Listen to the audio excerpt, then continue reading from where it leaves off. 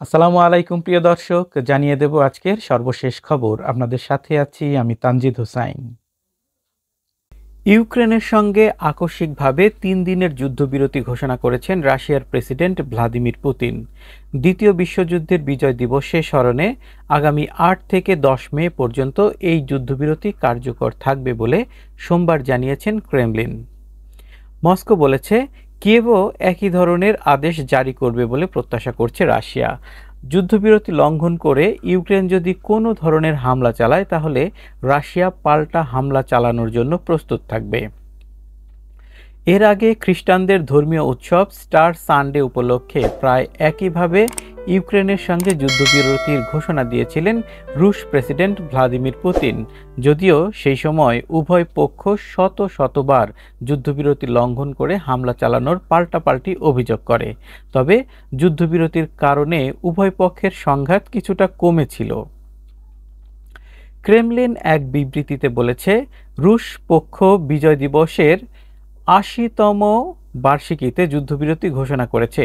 আগামী ৭-৮ মে থেকে ১০-১১ মে পর্যন্ত এই যুদ্ধবিরতি কার্যকর থাকবে। এই সময়ের মধ্যে যুদ্ধের সব ধরনের অভিযান স্থগিত থাকবে। বিবৃতিতে আরও বলা হয়েছে, রাশিয়া বিশ্বাস করে ইউক্রেনীয় পক্ষ একই ধরনের পদক্ষেপ অনুসরণ করবে। ইউক্রেন যুদ্ধবিরতি লঙ্ঘন করলে রাশিয়ার সশস্ত্র বাহিনী যথাযথ ও কার্যকর প্রতিক্রিয়া জানাবে। গত মাসে রুশ প্রেসিডেন্ট ভ্লাদিমির পুতিন ইউক্রেনের সঙ্গে রাশিয়ার সম্পূর্ণ এবং শর্তহীন ৩০ দিনের যুদ্ধবিরতির জন্য মার্কিন যুক্তরাষ্ট্রের করা এক প্রস্তাব প্রত্যাখ্যান করেছিলেন। যদিও যুক্তরাষ্ট্রের যুদ্ধবিরতির এই প্রস্তাব মেনে নিয়েছিলেন ইউক্রেন। পরবর্তী গত এপ্রিলে স্টার সানডে উপলক্ষে মাত্র ৩০ ঘন্টার জন্য যুদ্ধবিরতির ঘোষণা দিয়েছিলেন পুতিন। তার এই যুদ্ধবিরতি ঘোষণাকে কিয়েভ ও তার ইউরোপীয় সমর্থকরা জনসংযোগের কৌশল বলে অভিযোগ করে। একই সঙ্গে তারা জানায়, শান্তি প্রতিষ্ঠার কোনো ইচ্ছা নেই পুতিনের। ২০২২ সালের ফেব্রুয়ারিতে ইউক্রেনের যুদ্ধ শুরুর পর থেকে এখন পর্যন্ত ৪টি ইউক্রেনীয় অঞ্চলের বৃহৎ অংশের দখল নিয়েছে রাশিয়া।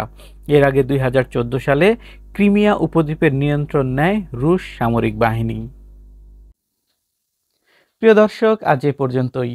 নতুন কোনো খবর নিয়ে আবারও হাজির হব। সে পর্যন্ত সবাই ভালো থাকবেন। চ্যানেলটিকে সাবস্ক্রাইব করে না থাকলে এখনই সাবস্ক্রাইব করে পাশে থাকা বেল আইকনটি বাজিয়ে দিন। আর ফেসবুক থেকে দেখে থাকলে ফলো দিতে ভুলবেন না। এতে সবার আগে আপডেট নিউজ পেয়ে যাবেন আপনার নোটিফিকেশনে। আসসালামু আলাইকুম।